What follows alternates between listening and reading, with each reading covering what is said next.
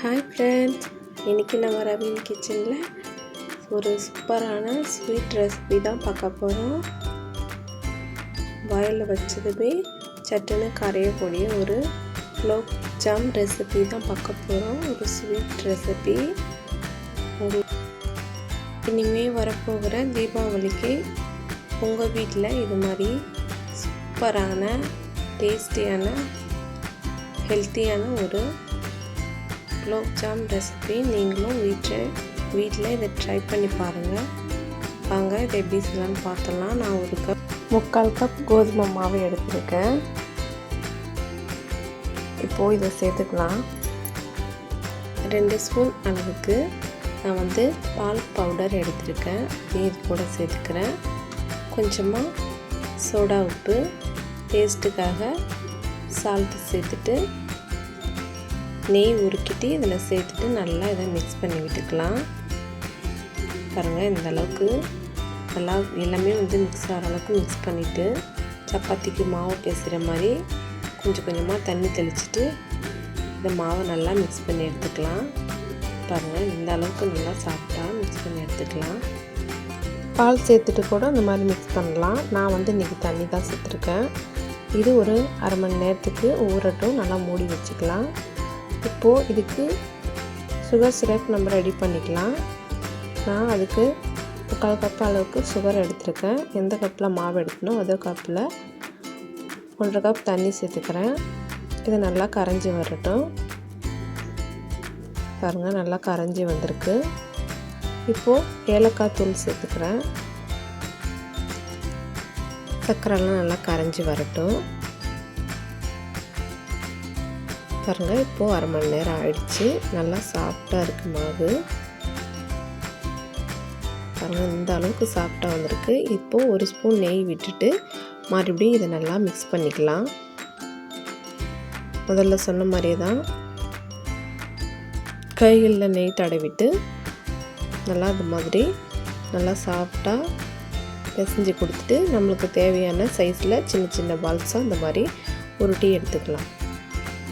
பாருங்கள், இந்த அளவுக்கு மீடியம் சைஸ் தான் எடுத்துருக்கேன். இந்த மாதிரி எல்லா மாவையும் இவ்வளோ உருண்டை பிடிச்சி எடுத்துக்கலாம். பாருங்கள், ரொம்பவும் சாஃப்டாக வந்திருக்கு. எல்லா மாவையும் இது போல் உருண்டை பிடிச்சி எடுத்துக்கலாம். இப்போது சக்கரை பாகு பிசு பிசுக்கு இருக்கிற தன்மைக்கு வந்தால் போதும். இப்போது எண்ணெய் வானலில் சூடாகிட்டுருக்கு. நம்ம உருட்டி வச்ச சின்ன சின்ன குலோப் ஜாமை இந்த எண்ணெயில் ஒன்று ஒன்றா சேர்த்துக்கலாம். பாருங்கள், சூப்பராக வெந்து வந்துட்டுருக்கு. நம்ம கடைகளில் குலோப் ஜாம் பவுடர் வாங்கி செய்யாமல் இது மாதிரி வீட்டிலேயே ஹெல்த்தியான கோதுமை மாவில் குழந்தைங்களுக்கு செஞ்சு கொடுங்க. ரொம்பவும் சூப்பராக டேஸ்ட்டாக இருக்கும். இதில் ஒன்று இந்த மாதிரி விரிசல் வரும்.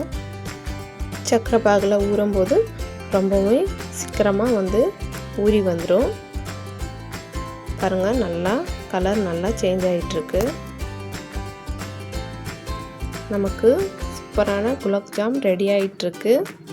பாருங்கள், எல்லாமே ஒயிட் கலரில் நல்லா இந்த மாதிரி கலர் நல்லா சேஞ்ச் ஆகிடுச்சு குலோப் ஜாம். பாருங்கள், இது அவ்வளோதான். எண்ணெயிலேருந்து வடிகட்டி எடுத்துக்கலாம். இப்போது சர்க்கரை பாகை கொஞ்சமாக ஸ்டவ் பற்ற வச்சு ஆறி இருக்கும்.